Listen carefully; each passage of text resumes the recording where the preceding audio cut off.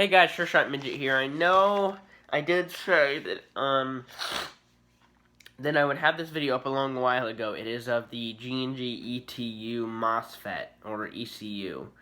I had a huge issue with G&G on this, and I'm hating G&G for it. So, and by the end of the video, you should see why. So basically, what happened? I had the MOSFET, and I installed it in my ICS DSG, and I actually ended up selling that. I sold it for $260. I just got tired of it, messing with it, mainly because this worked really well in it, and it broke. It just stopped. Now, I'm not sure why it stopped, but my theory is that the pinion gear touched one of the wires, one of the signal wires, and it just stopped. Nothing smells burnt or anything. Nothing smells fried, so I contacted G&G, and I talked to one guy, and he said, I was talking to him and saying, do I have to send it in? I sent them videos through email. I sent them the video twice through email for them to review so that maybe I wouldn't have to send my unit in. But I tried to email them, and they would not answer. And then after a few days, I got an answer, and then I replied. It was asking what battery was I using, and then I replied to that and didn't get an answer on it. So I ended up having to go to, and I never got an answer on that. I went to Facebook and messaged one of the G&G guys, and then I told him about it, and he was much easier to get a hold of, and we kind of worked it out to, we worked it out to send my unit in, and I told him I sent the videos to the email for review and all that kind of stuff. So I ended up sending it in. I got the address, and I actually tried to call the company. The guy on the G&G guy, he gave me the number, and I called their office, and the phone number was wrong. And he said, no, that's right. And I called it 2 different days, back to back, and it didn't work. I called the number, and it this weird sound on the other end. So I'm not sure if they were playing a prank, or I don't know if it was a prank bro or not. So I ended up just saying, okay, I'll just send it in. So I sent it in, I got the address. I spent $2.54 to send it in, which is not a whole lot of money, but $2.50 would be great to have right now. They didn't offer to refund me. So then I sent it in, and they got it, and they said, we don't have ECUs in, we'll have to wait to give you one. So I was like, okay. So then I waited about a week, and then the G&G guy messaged me and says, oh, you wired it to Dean's, we can't refund you. A week later after I sent it in, after they got it. A week after they got it. Keep that in mind. It took like 4 days for 3 to 4 days for them to get this, and then it took a week for them to finally say, oh, we're not going to refund you. We're not going to replace your unit. So then I was like, what the heck? And I got all mad, and I was like, well, at first I was like, why? It's a Dean's connector, I was like, I didn't wire it wrong or anything. I sent in a video, and I sent in the video twice, and the video had me showing that I wired it to Dean's. So if they would have seen that, I wouldn't have wasted my $2.54 to ship it in. So that kind of makes me mad. So they just said, oh, we're just going to send it back to you. Return to sender. And then it took me 2 weeks to get this back from them.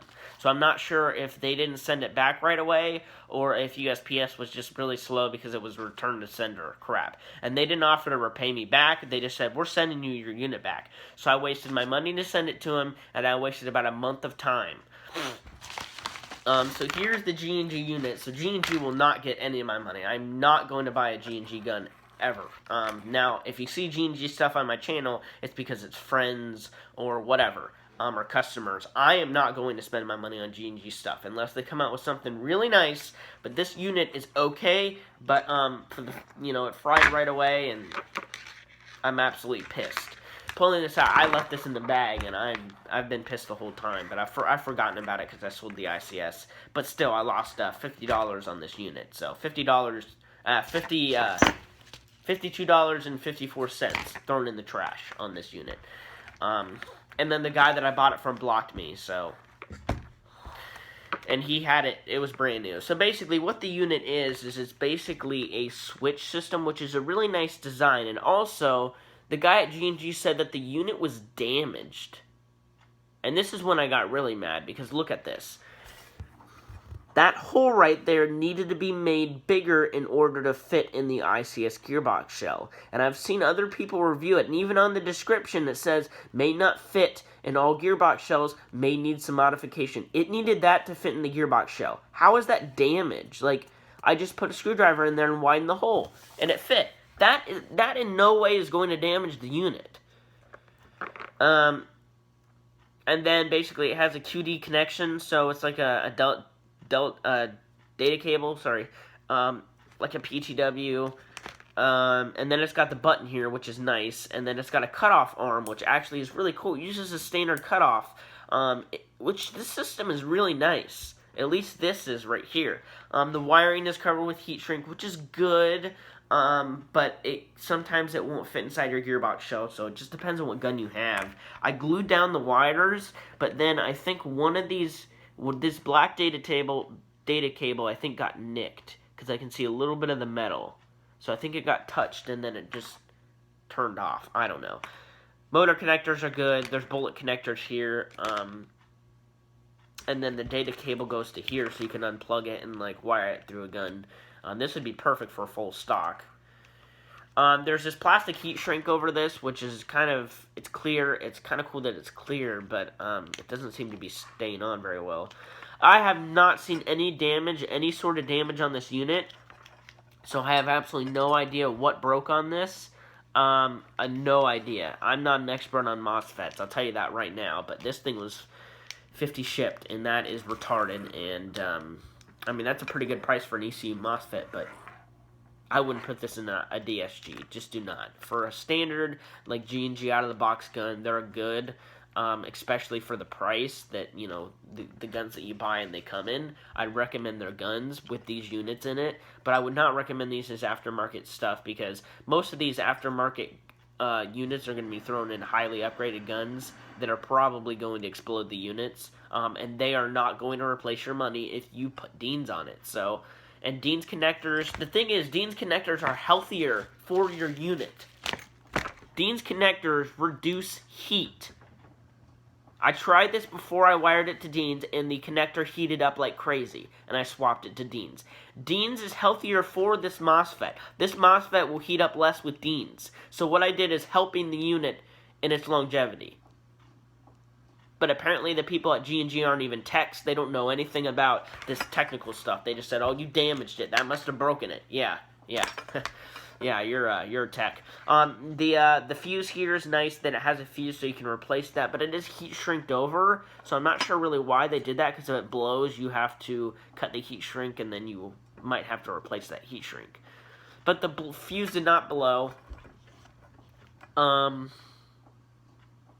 So I haven't messed with it any further. I considered messing with it and seeing if it works some more, and I actually considered trying to wire in a new MOSFET, and I told them, even if you guys send me a board, even if you send me a new board, I'll be fine. I can solder, there's 4 connectors here. I can solder the 4 connectors on there if they send me a new board, and they just refuse to do that. So I totally got screwed by G&G. $50 wasted, which if I had $50 right now, I could buy a second HPA tank for my Polar or ProTech. But no, I don't have $50. So that is the G&G unit. Do I recommend it? Not as an aftermarket part, but when they come stock in the guns, they're pretty good. And if it breaks inside of your gun, you should be able to warranty it then. But if you take it out of your gun and put it in something else and wire it to Deans, they're just not going to do anything for you. So I just got a Sigma MOSFET for Will's brother's gun. I don't know if you guys know, I'm working on Will's brother's gun. It's another SR10. This is the upper. It's actually incredibly similar. They had the same GMP red dots. They just have different flash hiders, different grips, and Will's brother has a laser. I think his name is... I totally forget his name. So another SR10 video will be coming. I'm waiting on parts. Got a Sigma MOSFET I'm going to put inside of it using the stock KBA motor, 1301 ZCI gears, just the basic high-speed upgrade thing, SHS piston. So the video will be out probably next week, end of next week, probably next Friday or something, because I'm waiting on bushings from China, and I'm waiting on an 11-1 lipo from Hobby King, which should be here today, because today is the 6th business day, and some people are like, oh, Hobby King ships to me in like 3 days. Like, I've tried to sell a battery for like 20 shipped before, and people are like, oh, you can buy that for 18 shipped on Hobby King. It's like, you seriously expect me to lose money or just break even? And I just round it to 20 shipped. And I end up actually spending, like, $3 to $4 to ship it. So I end up not making any money at all, coming even, or losing money. So it doesn't make any sense to me. But people are stupid, and there's a lot of stupid people in Airsoft.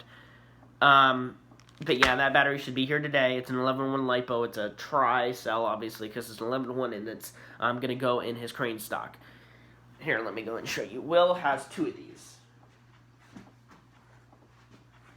It's just a 15 to 25C. It's actually this same battery. It's a 1200. Will has a second one. So Will has 2, and his brother's only going to have 1. So, thank you for watching, guys. Hope you enjoyed the video. Again, G&G, you suck. I hope they see this, but they won't help me because I'm just, I'm a little kid, right? I'm 14 years old, you know. So, if you have any questions, please comment below. Again, the upgrade video will be coming end of next week because I'm waiting on bushings from China, 9mm bushings. The battery should be here today, and I got the MOSFET. So today, if I get the battery, I'm going to wire the battery to Dean's, and then I'm going to wire this in to the trigger contacts so that when the gears get here, or the bushings, all I have to do is put the bushings in and then shim the gears and then put it together. I may end up buying him a different spring for this. Don't know. This is a stock KWA spring. I don't know what feet per second it's going to put out. The compression is okay. It's definitely not perfect. So, it's better than what it was. I'll tell you that right now. It was absolute trash. It's about twice as good as it was. But it could go a step up and be perfect. So, we'll see. I want it to be about 380 feet per second, but this might be more of a CQB gun. But I'd like it to be about what the other one was, which is about 390 with 2s. But we'll see. Worst case, if he's not happy with the feet per second, I'll swap the spring. But we'll see. I'll get it together and see how he wants it. Low stress, that M110 spring will be easier on the motor, so stock motor. And the MOSFET at 30 RPS should be. So, thank you for watching, guys. Hope you enjoyed the video. See you guys later.